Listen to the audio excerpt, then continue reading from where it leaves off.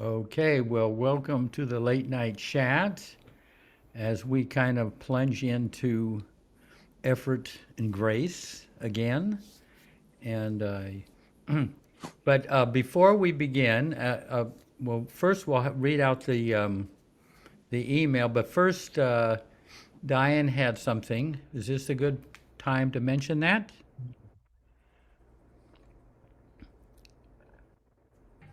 I've been asked by Jake Longton. Tony, I'm going to mute you. What? Not just because you stepped on my talking, but anyway, Jake, the Lawtons are an old Baba family out of Pennsylvania. And Rick has had Rick the dad, the patriarch of the family, has had a lot of illnesses.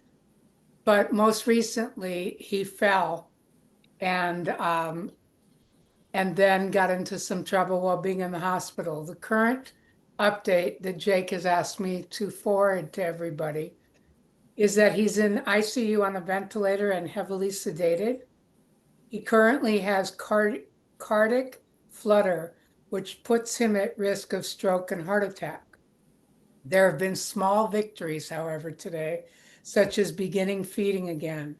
He was on a 2-day food restriction because he is an aspiration risk. It is aspiration that worsened the pneumonia that led him to the ICU. And because of previous illnesses, he only eats through a feeding tube. So right now they're starting him on a very small amount of liquid food on a constant drip, which Jake and I realized was Baba broth. And I'm bringing this for anybody who knows the Lawtons. If you could pray for them. We think that he's not in imminent danger of going to Baba, but he's got some definite vulnerabilities. So as much prayer and love that could be sent, the better. Yeah. Thank you for letting me share. Diane, is that Jake, that cute Jake that's always at college? Is that who we were talking about? His parents? No. Oh, no. No. That's not Josh. him. That's Josh. Oh, that's Josh. Josh. That's Okay. Josh, yeah. Okay, thank you. But this family, just to say, this family, they have 3 kids and grandkids. They're all into Baba. They've all gone through the Usahavas and it's wonderful to see the whole family. But he heard of Baba. He lived next door to Kathy Riley. Many of you may know her, and she's a beautiful singer. And she told him when he was 16 about Baba, and it stuck. You know, I guess she had to wait until he was 16 to even bring up something like that. But anyway. And I just want to say one other thing. He heard me on late night talk about my difficulty with God Speaks. And he offered to tutor us and unpack God Speak so that we could understand it. We only got through a few sessions. So I've let him know, I've sent him an email that this sickness is not getting him out of tutoring duty. Yeah. Yeah, imagine using that as an excuse, really. Hey, Please- so please- here's what. Please say his name again. Please say the name again. Oh, Rick Rick. Lawton. Lawton. Lawton. Okay, thank you. Yeah. Now, so Jacima, if you could post the email, and maybe Tony. Let's have Tony read. Okay. Effort and Grace, June 1st, 10 p.m. For reading and discussion. Dear folks of Baba, from our last meeting, I felt the consensus for most of you was to delve in depth again into Darwin Shaw's book, Effort and Grace, and perhaps to see its insights in a new light. With each reading, as with Mayor Baba's Discourses, our inner camera angle, no doubt, has since then shifted to fresh perspectives, and the landscape of the heart is seen with new clarity. This is the first book of its kind in the Baba literature, and it is significant that Darwin, with his rich inner experience, was the one destined to write it. It is about the conscious inner journey from the head to the heart to the soul, our beloved Baba. Most all books about the inner life describe the path to realizing our spiritual potential by ascending the planes of consciousness to arrive at self-realization. Darwin's book is quite different and unique in that it describes the path leading to the goal of total self-effacement, where we empty the heart of all strangers so that Baba himself can live in us, as St. Paul says in the Bible, "Not I, but Christ liveth in me." To give you a little background of how I stumbled upon all this, seemingly by a lucky circumstance, a buddy and I found ourselves at the doorstep of 2 Castine Street in Schenectady, New York in 1970. We had no idea what a fortunate destiny was about to unfold. It was the home of Darwin and Jean Shaw, 2 of Mayor Baba's earliest Western Mandalay, who had first met him in the 1930s. So profoundly moving was our experience with this dear old couple that we decided then and there to drop all other plans and stay in Schenectady. In their modest home, chock full with Baba memorabilia, we had the impression that their house was a favorite resting place in the world for Baba, and that the 3 of them enjoyed a most sublime and yet informal camaraderie. How did Darwin and Jean arrive at such an intimacy with Baba? We were about to throw all hesitancy to the winds and ask. Fortunately, in the years to come, Darwin remembered and shared with us the many stages that he and Jean went through to reach such an unspeakable intimacy with Baba. We had no idea at the time about Darwin's mystical side. The uplifting atmosphere of their home, reminding us of the lagoon cabin at the center in Myrtle Beach, should have clued us in. Up to this point, my buddy and I had just read just about everything by and about Baba, and he would make reference occasionally to the inner life with him. We had only a vague idea about this and just assumed that it would somehow unfold automatically in time. Darwin, to the contrary, made it absolutely clear that we can actually be proactive about our inner life. He shared with a few of us many inner practices, and one of the main ones came directly from Baba to their family. In 1956 in New York City, Baba said to them, "If you love me, you must give me everything, all your pleasures and pains, your strengths and weaknesses, your joys and sorrows. Hold nothing back and be free. And this will please me." Darwin, in his very low-key, unassuming way, shared with us a method of giving the contents of our heart to Baba. It involved first focusing deeply on a particular troubling emotional complex we were facing, such as anxiety, taking time to bring it up within its many aspects and how it is experienced in our heart, and then imagining it flowing energetically to Baba. Darwin would say, "The deeper the feeling, the deeper the healing." On one occasion, he said, "Baba is impressionless being. Whatever you give to Baba is gone forever. But there is a layer behind it that looks exactly like the one you just gave him. So it appears that Baba didn't receive your offering. Give him that next layer." In doing so over time, we create what Darwin called inner space in the heart, where Baba has room to live and where we can become aware firsthand of the emotions, desires, and deeper feelings passing through us. It is like lifting up the hood of a car to observe all the internal parts of the engine.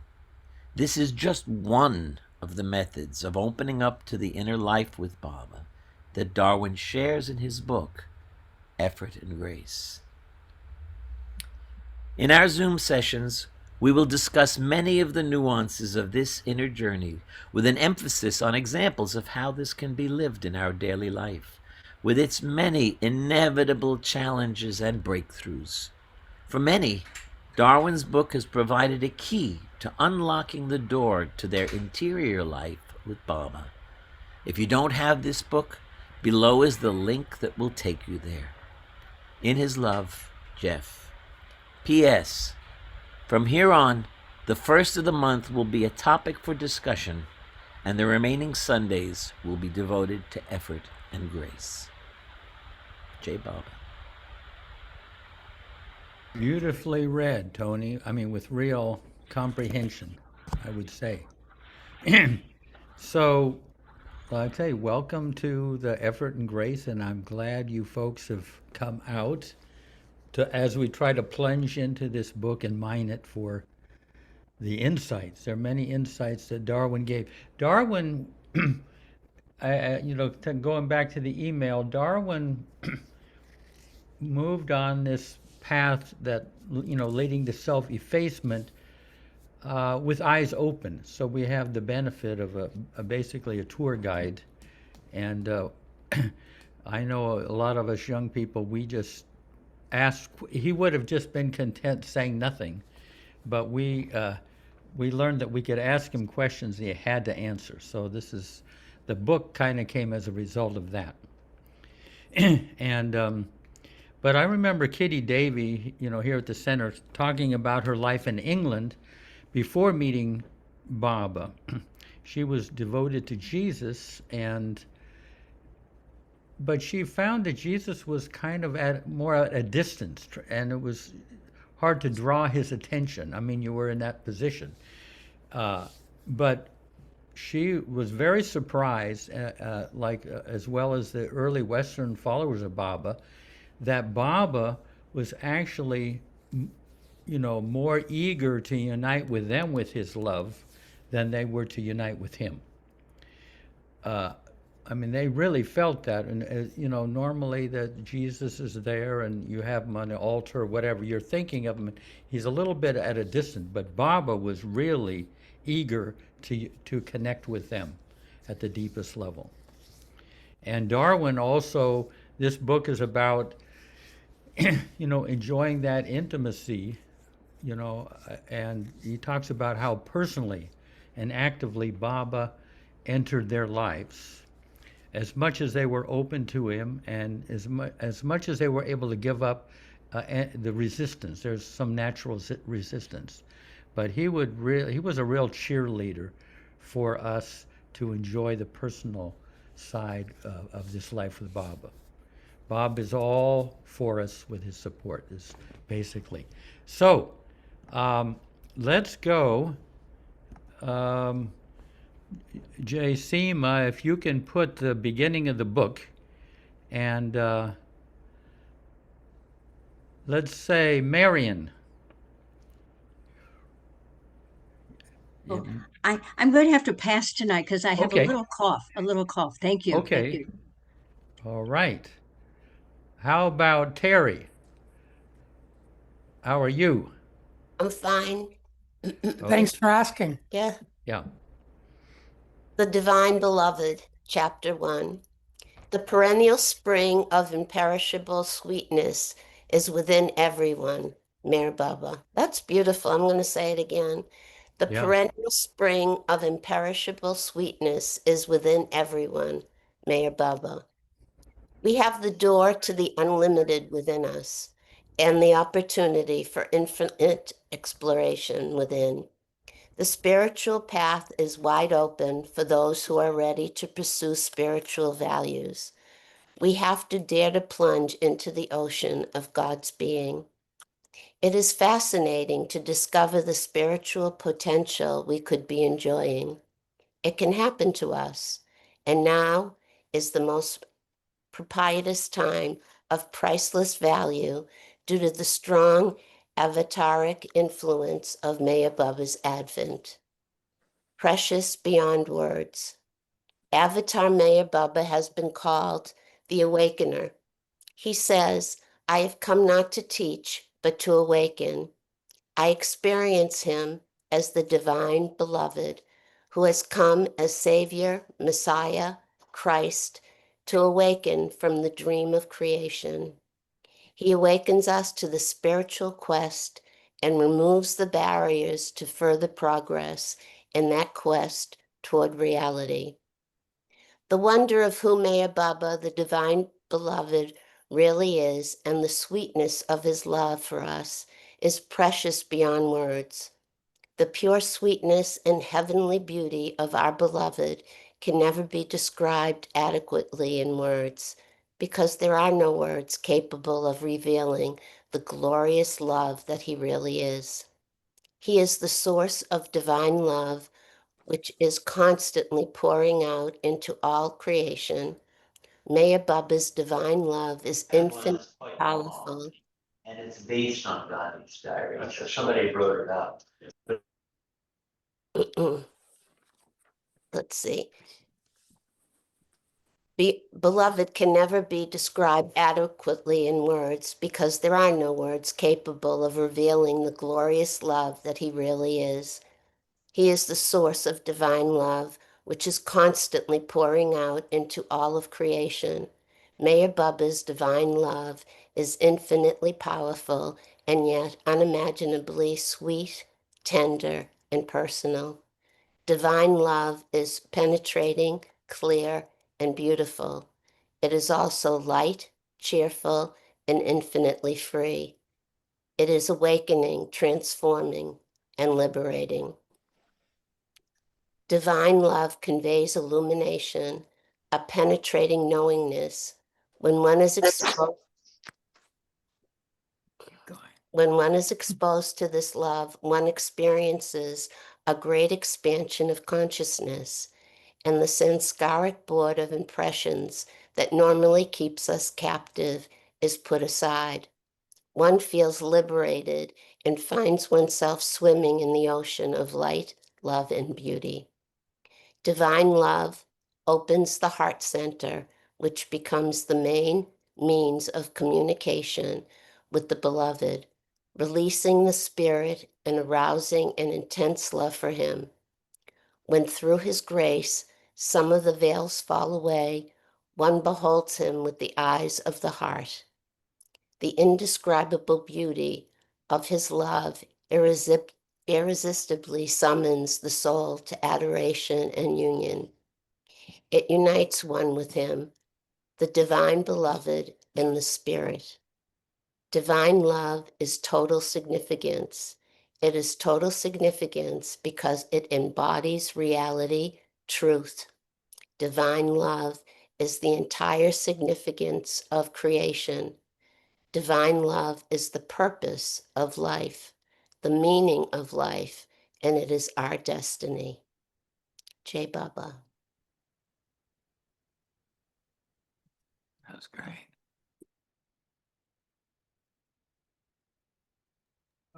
Jeff, you're on mute.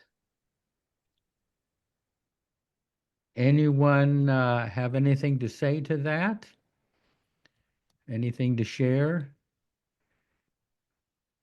I mean, he says it pretty, I mean, the thing that Darwin really conveys, and when you were with him, is the love that Baba is, that would come through him. He became a real vehicle for that love, and Baba would even have him speak about him in various places because he had removed a lot of the impediments that impedes the flow of of Baba's love through him. It was really something for those of you who had met him. Anything to say though? Would Darwin be considered Western Mandalay? Yeah. And I don't, this might be off topic, so don't answer it if it is. Yeah.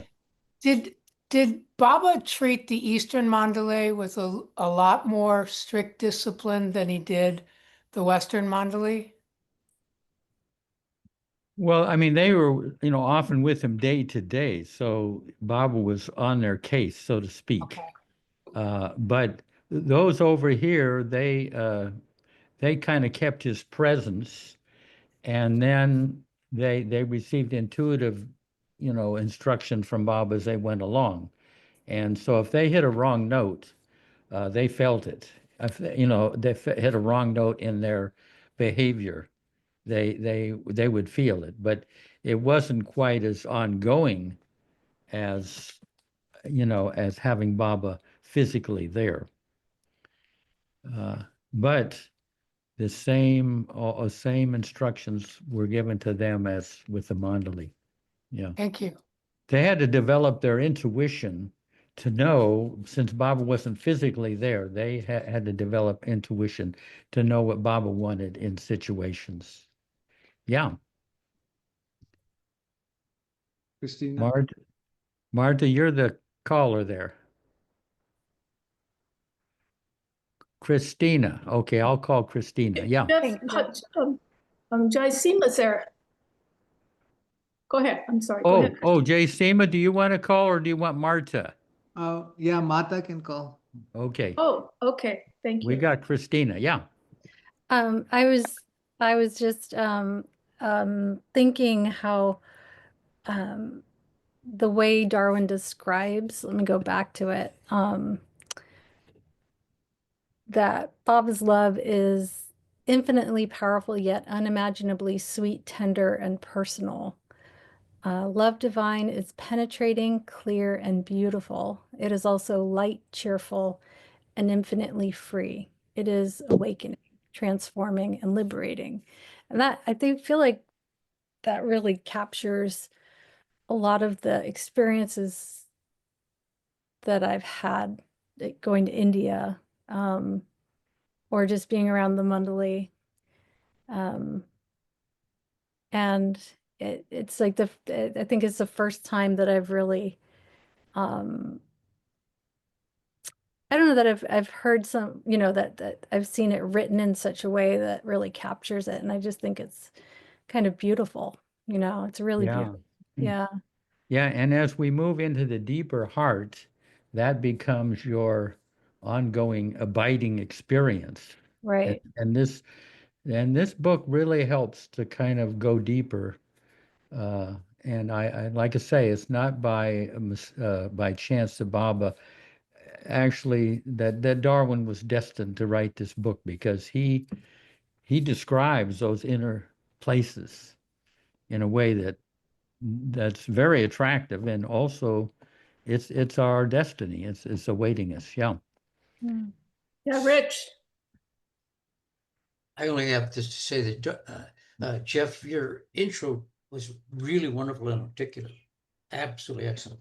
But I only saw Darwin once on the center. Someone called him off, so Gene spoke at a table in the refectory. That's as close as I got to Darwin. But I've always associated him with Elizabeth and the center, and them having lived there for a year with, Lowell and Renee and Beatrice and all that. So in terms of Diane's question about Darwin as Mandali, it's pretty tight into that circle of people that brought it to the West. Just thought I'd say that. Thank you.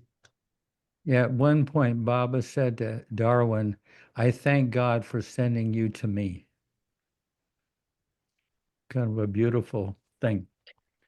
Okay, so shall we go on to the next section? And Marta, I'm going to let you figure out who to ask. Okay, I'd love to do that. Bob, you want to read? Sure. Thank you.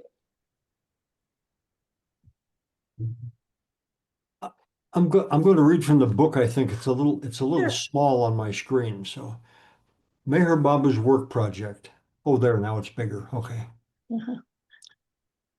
We all have the same destiny, to realize our own divinity, our own godhood, and be free of the ego. The problem is to raise the consciousness and at the same time abolish the ego. Darwin Shaw. My belief is that we can get closer to the goal of life by consciously striving for it with the Master's help. All the explanations that Meher Baba has given through the Discourses and other books are for the purpose of leading us toward divine love, toward actual merging with God. We are Baba's work project, and this is his work with us. Meher Baba asserts that in truth everyone is God, but that we are unconscious of our godhood. The truth is latent within us, but it must be awakened. We must become conscious of it. To realize consciously what we already are unconsciously, we have to become free of the false self, the ego. And I believe that this is accomplished through our own efforts and through the intervention of the Master's divine grace. Meher Baba is working to raise our consciousness from the dual realm, which means that he is opening doorways to increasing inner freedom. He redirects our consciousness toward the truth and urges us to take our stand upon the truth within and work toward it ourselves instead of lingering unnecessarily in the dream of illusion. He works on our behalf to destroy the veils that cloud our consciousness from the truth, and this brings us salvation of the spirit, freedom that is experienced at the level of the spirit. He has come to take us beyond the opposites and to help us get free of them as we go through life. He has come to release us from the bondage of time-bound illusion. Then we are no longer subject to the world and its opposites. We find lasting inner freedom and true happiness within, far beyond the dual realm. This is what Baba means when he refers to the inner happiness of God realization. I feel that Meher Baba's work of freeing us from our false self and the illusory creation is still going on and will continue to go on as a part of the work of the Avatar. I believe that knowingly or unknowingly, we are all participants in a divine design unfolding toward our spiritual potential, our own godhood. And a small thing it is to ask of us that we should help in getting ourselves free. Okay. Beautiful. Any comments there on what was just read?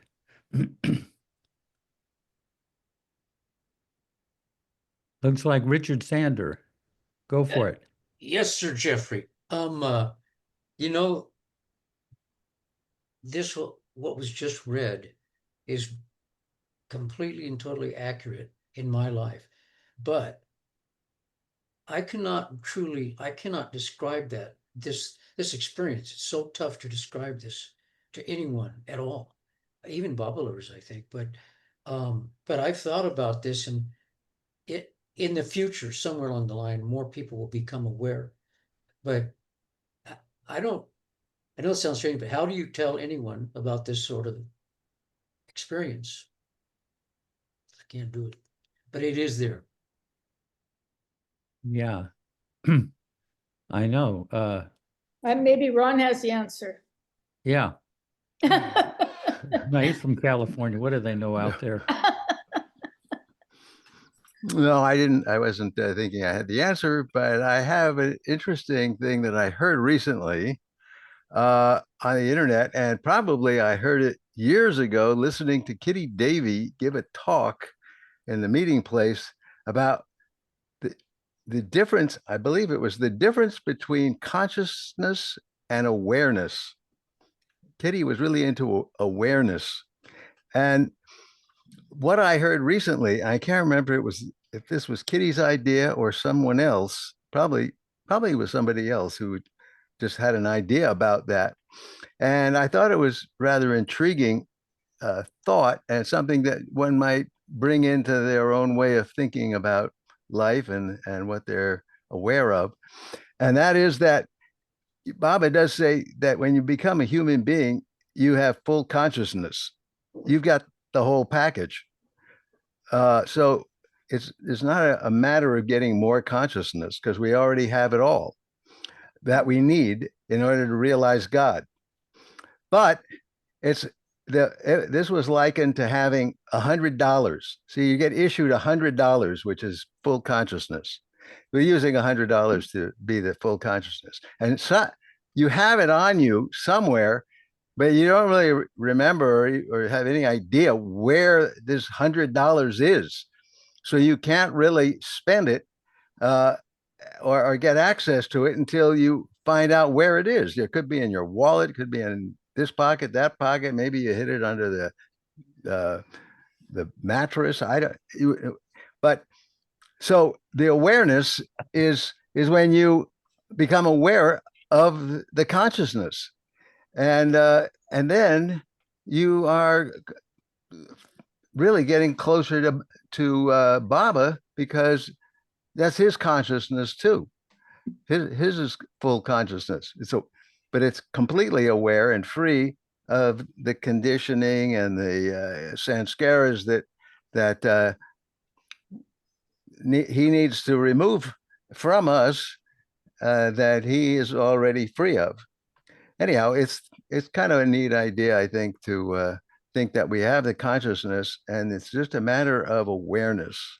I think awareness is more accessible than doing something with our consciousness. Yeah, good metaphor. Yeah, we have full consciousness, but we're only using about 75% of the awareness of that consciousness. Exactly. Gotta start. If we're lucky. We got to be some heavy spenders here. Darwin talks about the realm of the spirit. And what does that mean to you? I mean, there's our mind, our body, and our emotions and feelings and everything. What is the spirit? Because that is where this is experienced. This divine love is experienced most fully at the level of the spirit. What does that mean to you?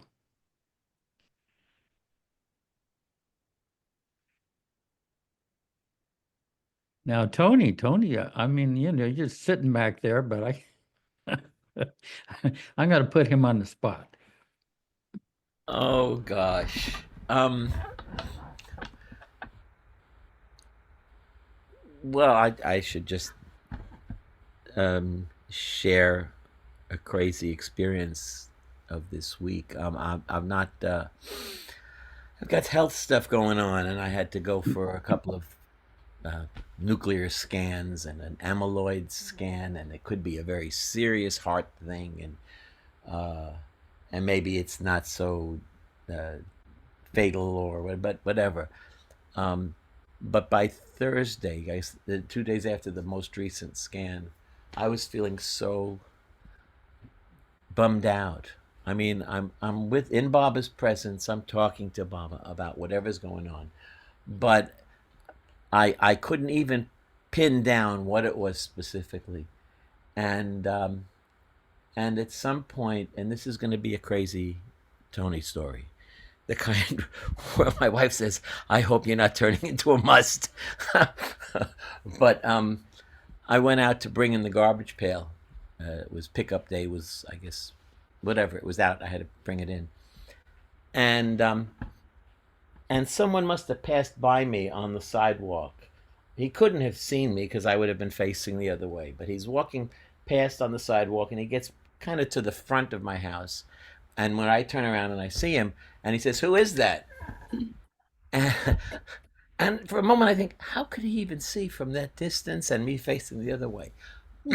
But I told him. For some reason I was way more comfortable being very open and frank. I said Christ-like figure, no, a spiritual figure who lived in India, a Christ-like figure, and he said, "Well, he looks like you, or you look like him." And I said, "Well, I sometimes hear that." I said, "But usually people who see him, it says something about how they see God." And I went into sharing all these stories of people who have seen Baba's picture, and it definitely says something. Baba says, "To each one I appear to be as he thinks I am." And it's someone who thought Baba was Saddam Hussein, and then finally came around to saying, "Well, he's Mayor Baba? Well, then he's the most powerful of them all." This was during the Gulf War. Anyway, it was so uplifting. It was like I was in the middle of a wonderful major Baba gathering, all I knew was I was feeling that my mind didn't get that it was Baba's presence, but I was just feeling, he was a young guy. And then I said to him, you can look up, there's Google, it's Meher. And he says, no, I know him. I said, you do?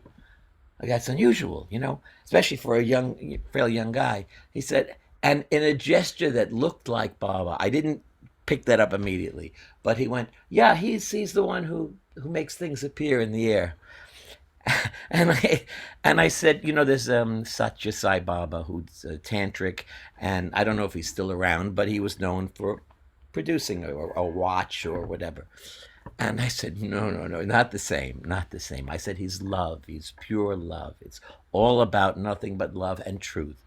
And he was so enjoying what I was saying, and I was. It was like Baba was so present.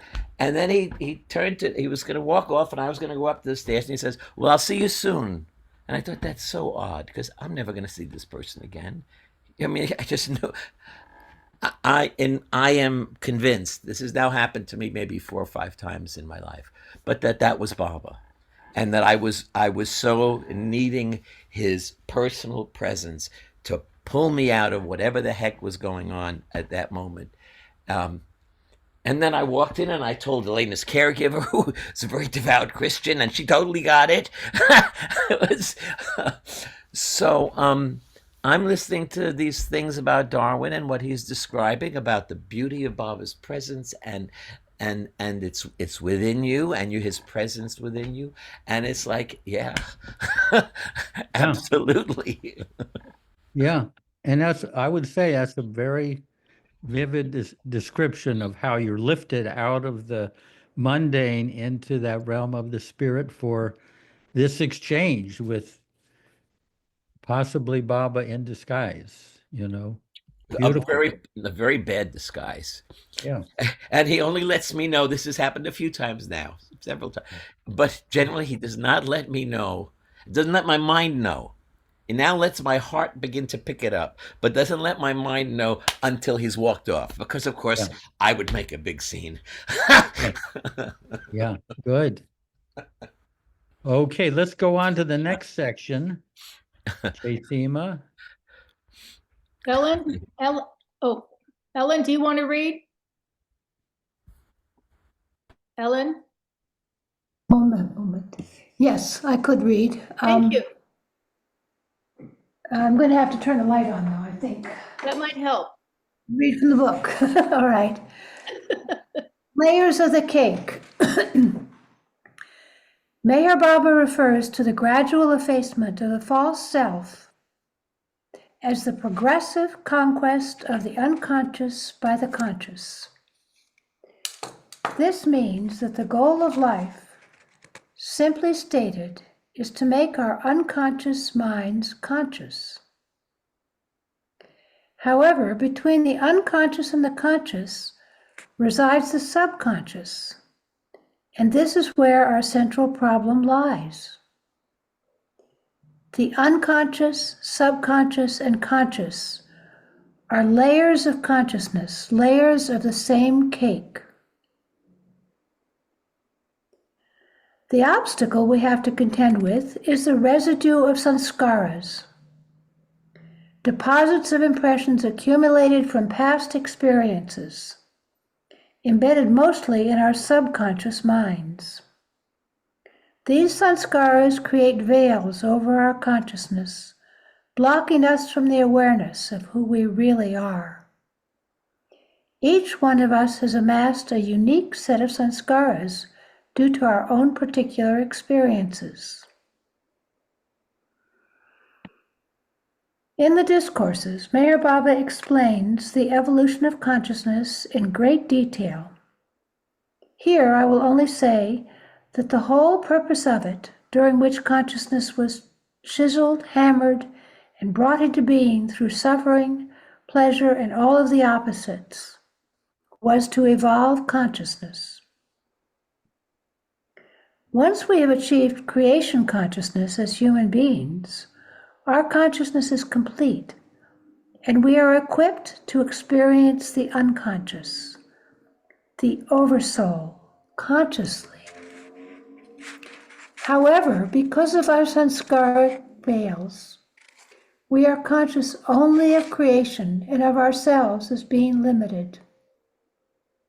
We have the means of being aware of who we really are, but we go on using our fully evolved consciousness to experience the illusory creation, the gross world, which was merely the means to the end, when the end, full consciousness, has already been achieved.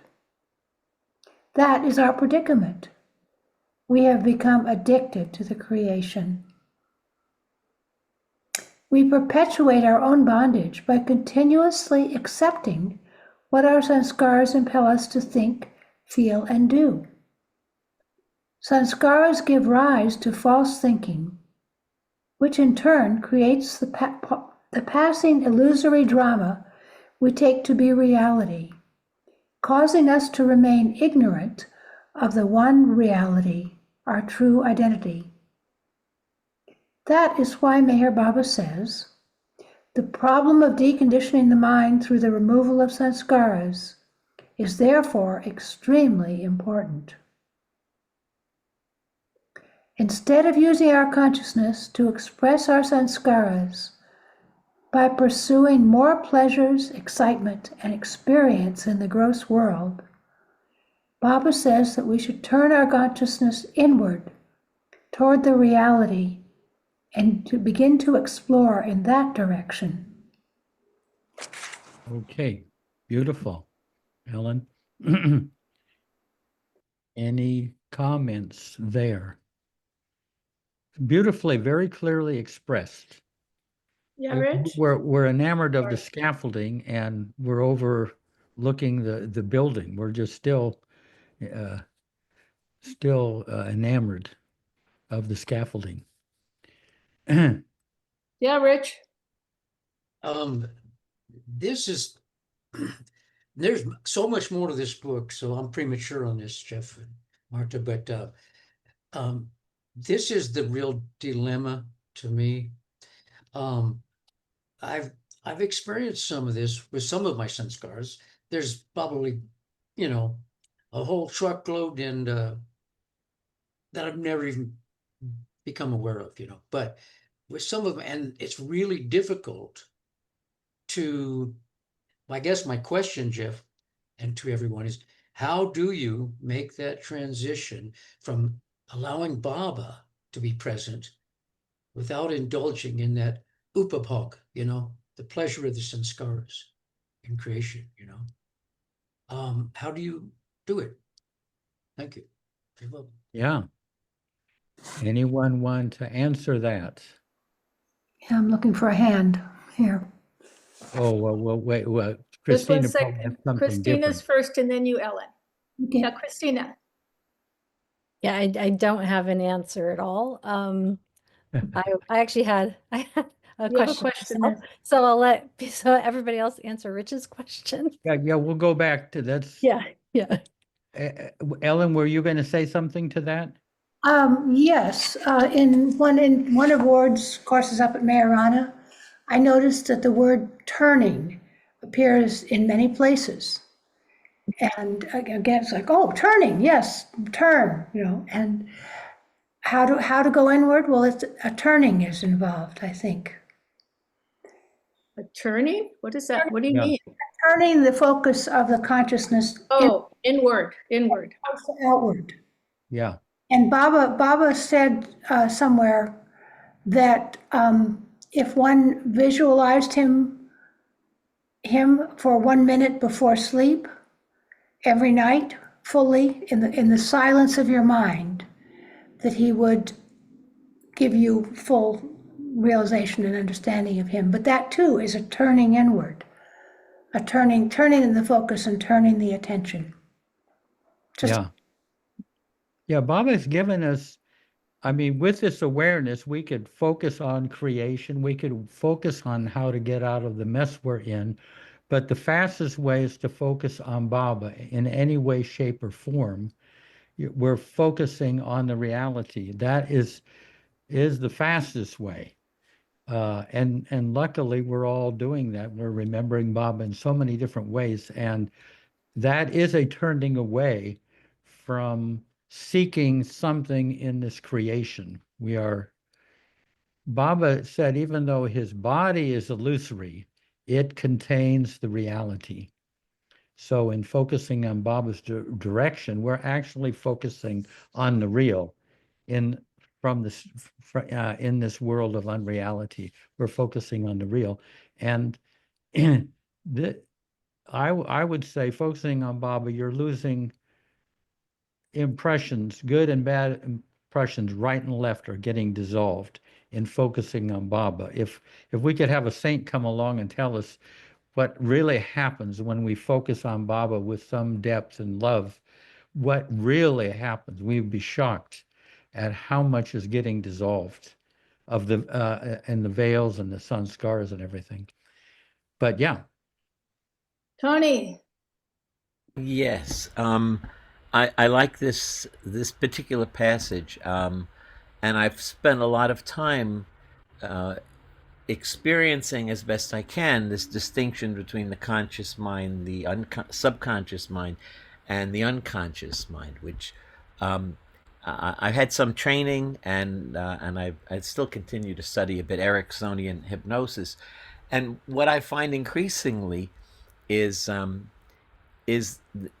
in their terminology, the unconscious knows, and I'm beginning to get that this is the place where Baba is in my consciousness, which is mostly unconscious to me.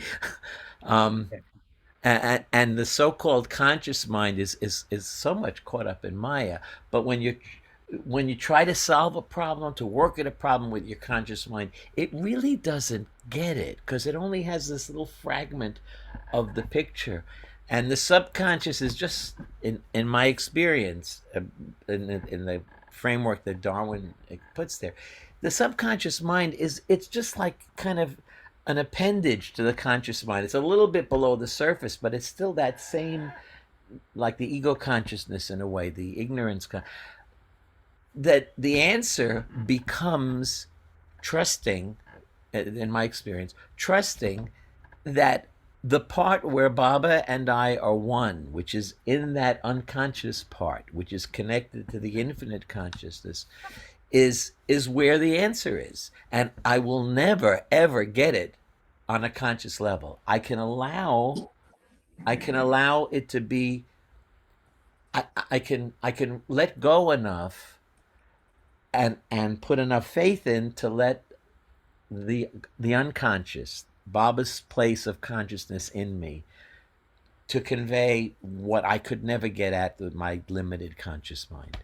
And I love the way that Darwin puts it there, because that is sort of what I have been working with lately. And it's wonderful, because when you can do it, and you can still, the thing is, one can still be really suffering horribly with the conscious ego mind, and still sense there is in me this part behind that me doesn't get, that totally understands this situation, totally gets what needs to happen, and just relax, and it'll come through. And it'll come through in ways you may never understand consciously, but you'll recognize.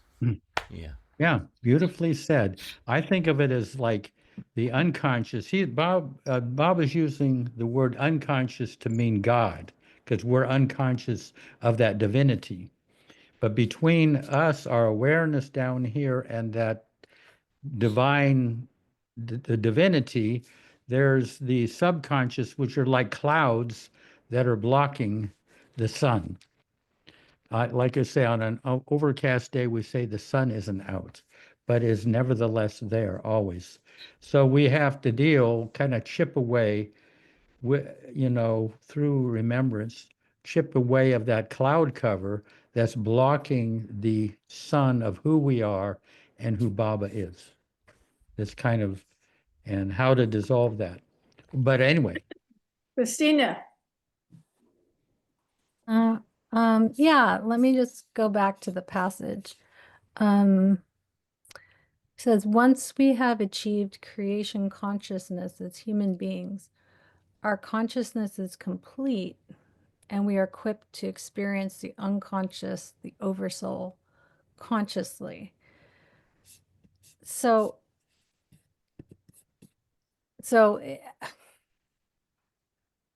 when you're saying we're equipped, we have the equipment to experience it.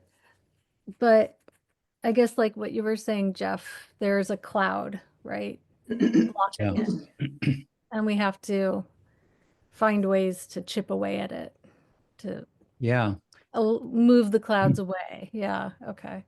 Sometimes you can hire through meditation or deep focus, you can hire a private plane and go up above the clouds where you see sun everywhere. But unfortunately, you run out of gas up there. You have to land back down here. To go through the clouds. Yeah. You come back down through the clouds. But even just knowing that that is there, which, and knowing, and Baba is the embodiment of that, is immensely helpful. Our soul is happy that there really is something behind all of this. It's immensely helpful then to be, people that with the cloud covers so thick, they say there's no such thing as the sun. There's no God. The clouds have thinned enough that we know that we've had glimpses of that sunlight, of who Baba is. That helps immensely because we know that's the direction to go within rather than pouring over all the debris of this world, looking for something meaningful and real. So just so I'm clear, in this metaphor, there's the conscious mind, the subconscious mind, and the unconscious mind. Yeah. The unconscious, it's confusing because you wouldn't think that God, the goal is unconscious, but to us, God is still unconscious. We're not conscious of it yet. Okay. And they sometimes put it with a capital U, unconscious. Okay. Okay. But that's a little confusing there. Gotcha. Thank you. Yeah. Ron? I was thinking about this turning, and Baba gives us so many different ways. Well, maybe it's not so many, it's some. And I'm thinking that one of the things he said was that we have to start doing that which we haven't been doing and stop doing what we have been doing. That would be a big turning if we could do that. And there's this one particular quote, which was a birthday, Baba sent out on his birthday in one of the family letters. I made a little tune to it. It's a very short little quote.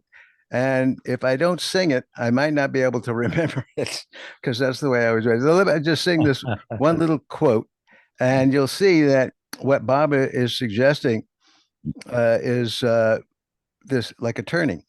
He said, to love those whom you could not hate is natural, but to love those whom you cannot love is to love me as I should be loved, to love me as I should be loved.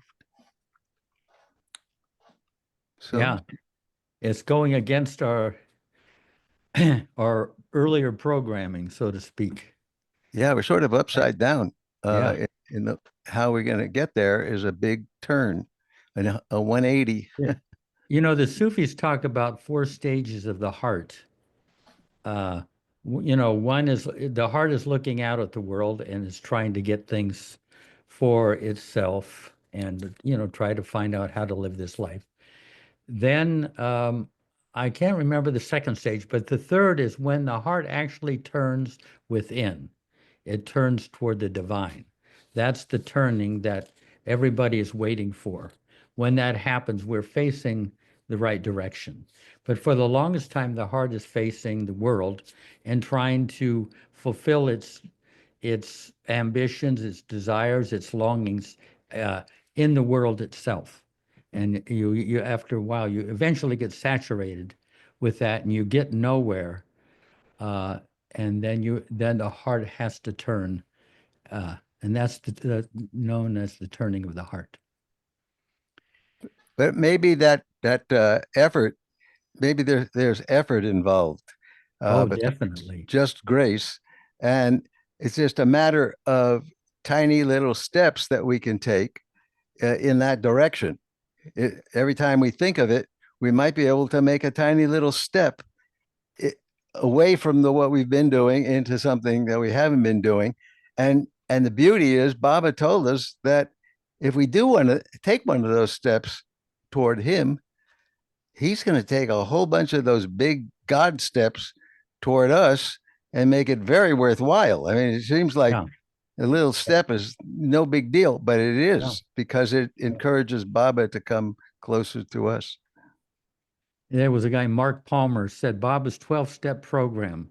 You take one step toward him and he takes 11 steps toward you. Anyway, okay. Rich? Well, I'm going to put a little more of this infinite intelligence on the subject. Oh my God. I kind of translate. This is like translating for me, like translating from English to German. And I don't even know German, so it's pretty tough. But anyway, well, what happens is in this, there's a term Baba uses called Chaitanya. And Jeff was just talking about it. He said the heart is yearning to try to complete itself or rearrange things so that it's happy with the world. And when it runs out of that, then it has to make a turn. And there's another point I want to make, and I should just go straight ahead, but the other point is that in infinite intelligence, Baba makes it very clear over and over and over again that there is intelligence at the subtle level as well as intelligence at the gross world level. And I think in a certain way, the term subconscious really refers to subtle level intelligence, but all of it's still working to pursue that Chaitanya or some structure. But here's my question in all this. So what and how do you replace, I think I'm rich, now I'm getting older, but I still limp around going, I know I'm rich because I got a limp, right? So what if I suddenly realize, okay, I'm not going to worry about the limp, I'm not going to be aware of it, I'm going to change all that. So Baba, how do I get rid of this terrible awareness of my limp and still be me? And I don't know the answer to that. So in the turning, and this is to me what Darwin's book is really about, is how do we substitute, or whatever it is, transmute our Chaitanya into Baba's reality? Because it's clear that we're meant to live in this world in Baba's reality. That's what the gift he's given us. What do you think about that, Jeff? So if I lose my limp, who am I? I have an answer. I have an idea, Rich. Yeah. Not to get rid of anything, to be aware of it, detach it, and give it to Baba. Because we're not here to change anything. I'm here to be aware of what's happening and hold it in a way that it just kind of goes through me. As soon as my story starts that I got this limp and it really hurts, and God, I'm getting old, then you're caught. But then I say, okay, I have this limp, I have pain. Okay, it's pain, it'll be gone probably or not, but this is what Baba's given me, give it to Baba. And the hard part is to let it go, because I'm invested in my story about everything, right, Rich? Yeah, it's like my story. So it's like, don't feed the story. I mean, I'm telling myself, not you, Rich. Yeah. Yeah, because we're going to have to live in strengths and weaknesses, problems and resolutions and everything, to feel whole. The wholeness, feeling whole at the gross level is very valuable, rather than self-improvement all the time, you know. But anyway, it's up at 11 o'clock. I wonder if we should make these just 1 hour or just yes, a bit good over. idea. Yeah, good idea. What do you folks think? hour 10 and 1 hour and 10. Raise your hand if you think we should kind of keep it more for an hour, toward an hour. Okay, we'll stay at an hour, but we're gonna let Tony break the rule. Okay, Tony, don't forget, we're He going to didn't stay have an any hour, forewarning. Tony. Well, Yeah, another right. one more hour. I got it. No. Got it. No, I got it. And one more hour, I can be disciplined to that. Stop it. No, I want to say you're a better man than I am, Marta Flores. Because when I'm in pain, I'm going, Baba, how can I think about you? How can I focus on you while my knee is hurting this much and while this thing is hurting so much? and I'm not very graceful about accepting it at all. Not at all. He kind of he brings me around, but I don't go willingly. And the other just wanted to mention, because I really enjoy this anytime Richie Sanders speaks, especially when he says upahag. But I am so reminded of Harry Kenmore. And what reminds me about Harry Kenmore is that and I think this is probably rubbed off on a lot of people who were around him. He chose, his name was actually, I think, Harry Klein. He changed his name to Kenmore, and to ken more, to know more. And there was something about Kenmore that he so loved the truth, and he so loved understanding, especially what Baba said, what Baba meant, what's the meaning of this thing. And I feel that motivating me all the time in the terms of my personality. And I see that when Rich is speaking about some of this stuff that to me, it just sounds funny, like upahag, you know. But I can see that homing instinct into understanding the truth of what Baba's saying. And it fills me with joy. I don't know how else to describe it. But I just wanted to share that because it's part of what happens here, and it's a wonderful thing. You know, it's interesting that Arnavas said that understanding is actually in the heart, not in the intellect, not in the head. Interesting. You understand something, it really is at the heart level. Hey, so anyway, and as Baba says, love is real intelligence, capable of understanding the depths of creation. Yeah. Now, have we got anyone have a quote or something to read before we have a moment of silence? Patty, you have anything? Just let me point out, see that guy, Jim Frasino? That guy is from down under. Where? And we got to be careful. Oh, yeah. We don't want anything coming from down under into our nice world up here. Harry has something, but Jim, are you in an airplane hangar? Yeah, where are you? He's in a trailer. You're muted.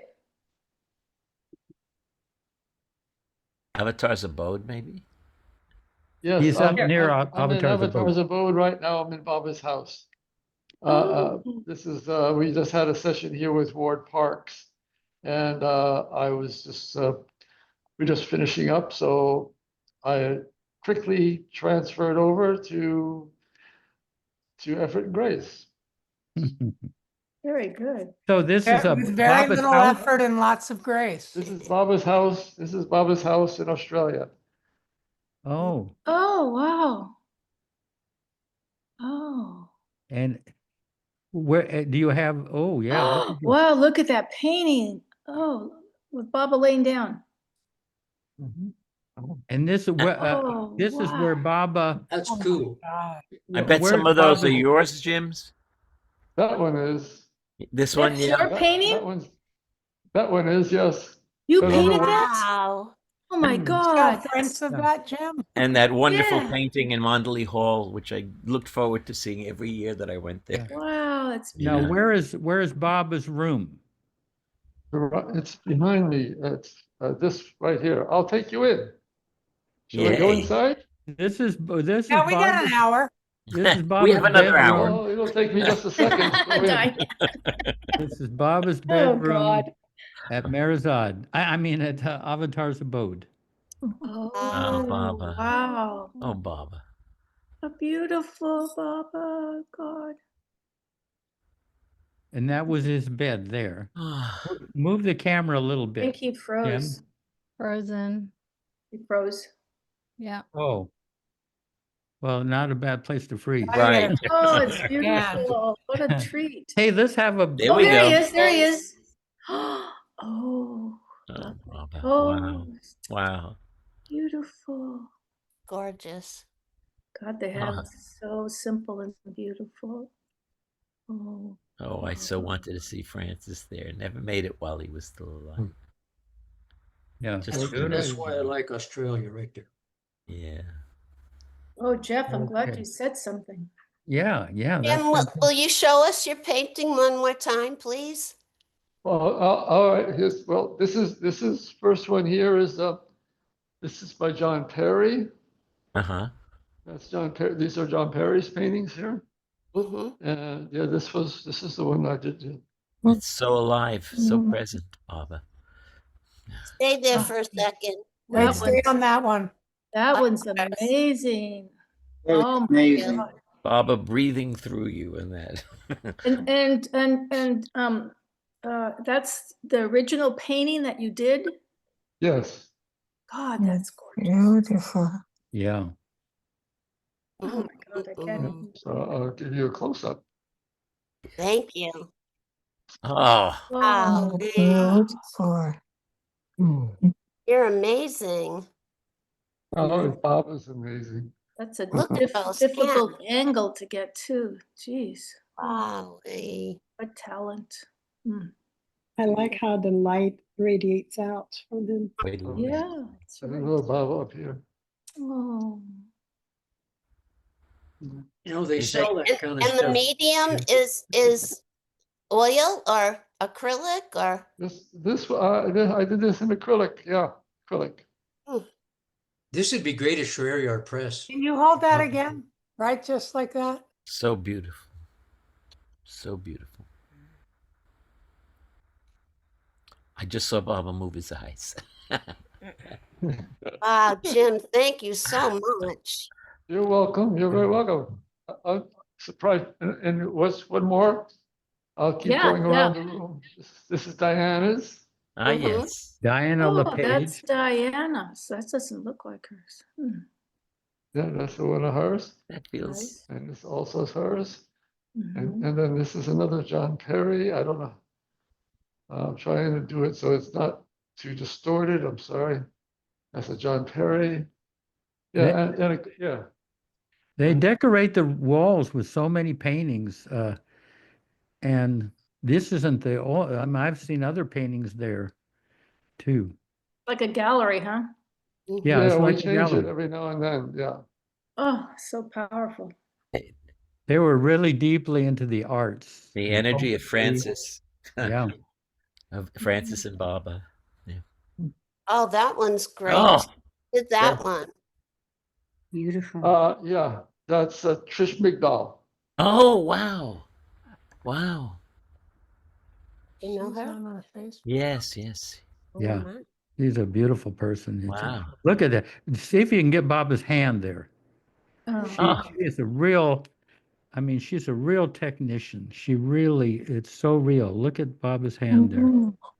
Who painted that? Trish Trish Migdal. Migdal. Trisha Migdal. Uh-huh. Yeah. Wonderful person. Yeah. And then we got another, this is Robert Rouse. Huh.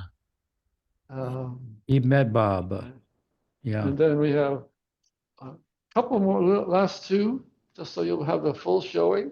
This is by Claire, a woman named Claire. She lives in South America. Matera. Claire, yeah. Yeah. Claire Matria. Yeah.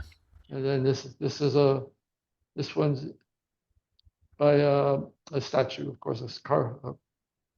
It's the same. This fellow, John Bruford, he made these in the 50s, and of course the one that's in India, he made those as well. The one that you see in the blue bus and anywhere else you might see In them. Baba's bedroom there is too. Yes, Yeah. Baba's bedroom. Yes, yeah. Okay, well, you guys had the full Okay, tour. thank you. Wow. Thank you, Jim. Thank you. Thank you so Fantastic. much. What a Thank gift. you. That was Yeah. really special. Really excellent. Jeff, Thank you. Jeff Terry has something. to Okay, read. good. Thanks, Jim. So, well, Terry's going to read something and then we'll have a few moments afterwards. Okay. Love has to spring spontaneously from within.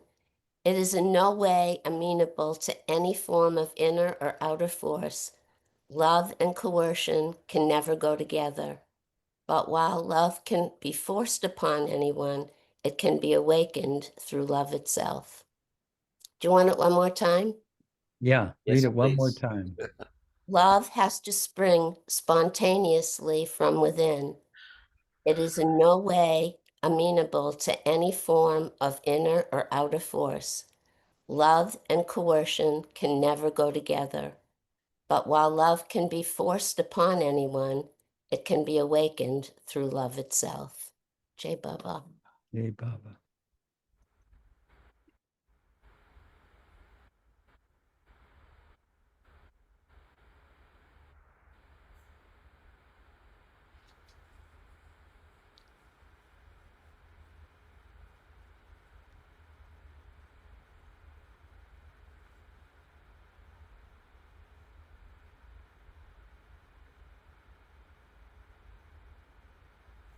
Yay, Baba. Jai Baba. Thank you all for sharing. That was nice. And as we go along, Darwin will get more into very specific blocks and challenges, things that get in our way of experiencing Baba directly. So I think, yeah, he was very good at seeing through the illusions and the belief systems and everything that we buy into that keep us bound instead of being free. So we'll Thank get you, into that. everyone. Yeah, thank you. That was great. And you guys have a nice week, and we'll see what happens next. And it's nice to see Karen Krzyzewski. I haven't seen, even though I'm just seeing her name, it was wonderful. Thank you. Yeah, Nasreen. Oh, here we are. Nasreen, oh my God. Okay, we can't go until Nasreen. How can you forget that beautiful name? I just wondering. Okay, good. Avatar Meher Baba Ki Jai. Avatar Meher Baba Ki Jai. Avatar Meher Baba Ki Jai. Jai Baba. Okay. Thank you, Beautiful, Jai Baba. beautiful. I can rest. Thank you, Jai thank you. Good night, Baba. everyone. Good night. Thank And you. Thank Henrik, you, I thank don't know Henrik. Okay. He's in But anyway, California. hopefully we'll see him. Okay, I am Henrik. I am from California. Oh, you're from California? Yes, yes. And you go by Harry. Roxana, hello, how are you? Jai Baba. Roxana invite me in this group. This group satisfies me because sometimes I love to study about Baba with critical thinking and question. The group is very powerful, I think. Oh, good, I love good. it. Good. Well, welcome. I'm glad you're here. Thank you so much. Yeah, and don't hesitate to chime in, because this is for discussion and not just like everybody, especially what's important is if we get examples of some of the things that Darwin talks about, that really helps in metaphor. Yes. All right, folks. Wonderful to see all of you. And What page have did a we nice- get to? What's that? You know what page we got to, Jasima? Thank you, Jasima, for all you do. Yeah. Thank you all. Well, yeah, what was the I can't remember where we were. I think it was page 7, the logic of experience. Okay. Oh, yeah, but that's that's the next one. That's the next one. That's Logic where we of left off. experience. Okay. Yes, Thank we, you. we just finished layers of the cake. And Yeah, we're starting the logic of experience. yeah. And I'll send out an email and maybe say a few things and all that. Yeah. And Jeff, I Yeah. would love to someday read a little bit also. Yeah. Yeah. Yeah. Well, you you have to pay Marta under the table. What's her mailing address again? You have to pay a price and have it Yeah. with Darwin's voice. It's indentured Yeah. servitude. Yeah. Everybody's going to have a chance to read if they at all feel like it. Yeah. No pressure. Great. All right. Much love. Jay Baba. Nice Good night, job, Daddy. you. Hey, Baba. Thank you, Hey, Jeff. Baba. Thank you.